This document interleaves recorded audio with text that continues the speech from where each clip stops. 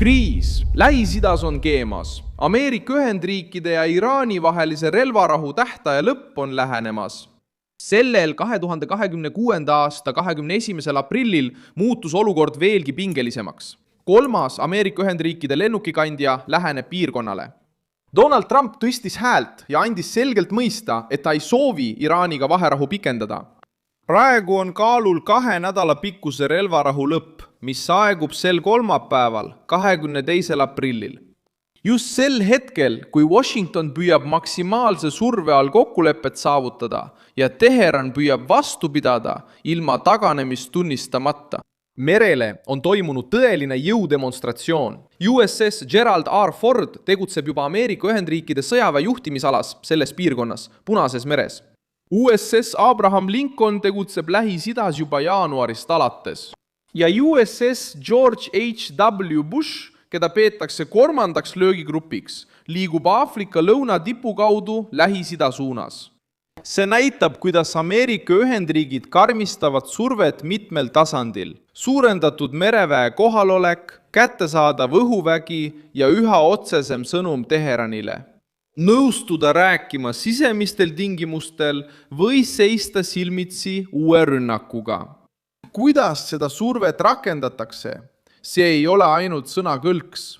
Reuters teatas, et Ameerika Ühendriigid peatasid merel Iraaniga seotud naftatankeri Tiffany rahvusvahelistes vetes Sri Lanka lähedal. Pardal umbes 2 miljonit barrelit naftat. Enne seda oli juba teine Iraani laev kinni peetud meretõkestuse poliitika raames. See muudab mängu. Washington liikus abstraktsest ähvardusest otsese tegutsemiseni. Nüüd ei ole see enam ainult hoiatus. See on kinnipidamine, kontroll, blokeerimine ja praktiline jõudemonstratsioon Iraani logistika üle. See on relvarahu eelõhtu keskne punkt. Iraan tahab näidata, et tal on veel trumpe varuks. Ameerika Ühendriigid tahavad näidata, et nad suudavad need trumbid purustada enne, kui neid kasutatakse. Miks Trump nüüd nii karmiks muutus? Sest ta tahab läbirääkimiste laua taha minna täieliku eelisega. Reutersi andmetel ütles president, et ta ei taha vaherahu pikendada ja eeldab pommitamise taastamist, kui läbirääkimised ebaõnnestuvad. Associated Press teatas hoiatuse kohta, et kui enne tähtaega kokkulepet ei saavutata, võib hakata palju pomme langema. See teeb Washingtoni meetodi selgeks. Läbirääkimised käivad avaliku ähvarduse all, nähtava sõjamasinaga. Blokaad kestab ja tekib tunne, et aeg töötab Teherani kahjuks. See on jõhker survega diplomaatia. Kõige plahvatusohtlikum detail tuleb nüüd. 3. lennukikandja on USS George A.D.W. Bush, Nimitsi-klassi laev, mille kodusadam on Norfolk. Viimaste avalike mereväeallikate andmetel nähti teda esmakordselt tegutsemas Namiibia ranniku lähedal 13. ja 19. aprillil. Teda kirjeldati juba kui Lõuna-Aafrika tipu kaudu transiidis olevat, teel Lähis-Idasse, et siseneda Ameerika Ühendriikide keskväe juhatuse piirkonda. Teisisõnu, ta oli juba lõunatiiva kaudu piiramas. Teda saatsid hävitajad USS Donald Cook, USS Mason ja USS Ross ning toetuslaev USS Arctic. See marsruut ümber Aafrika näitab samuti operatiivset ettevaatlikkust, sest välditakse riskantsemat teekonda läbi Punase mere ja Bab el-Mandebi väina. Enne surveala saabumist. Tema ründevõimekus on tohutu, isegi ilma Iraani territooriumile sisenemata. Nimitsi-klassi lennukikandjana on selle veevälja surve umbes 97 000 tonni pikkus, üle 1092 jala, liigub üle 30 sõlme ja tegutseb umbes 65 või enama lennukiga. Lisaks umbes 3200 meremeest laeval ja umbes 2480 lennugrupi liiget. George H.W. Bushi puhul 7. laeval asuv lennurühm hõlmab 4 FA-18 Super Horneti eskadrilli, ühte EA-18G Growleri eskadrilli elektrooniliseks sõjapidamiseks, ühte E-2D Hawkeye eskadrilli õhuseireks ja juhtimiseks ning MH-60S ja MH-60R helikoptereid. See tähendab, et ta suudab toetada rünnakuid õhu, mere ja maismaa sihtmärkide vastu.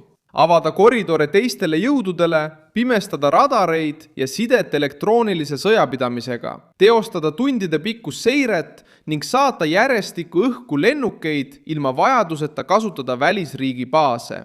Seetõttu on juba selle laeva lihtne lähenemine konkreetne oht, sest see pole pelgalt sümboolne kohalolek. See on liikuv õhuväebaas, mis on valmis pidevalt jõudu projitseerima infrastruktuuri, õhutõrje, laevade ja maismaa positsioonide vastu, kui Trump selleks käsu annab.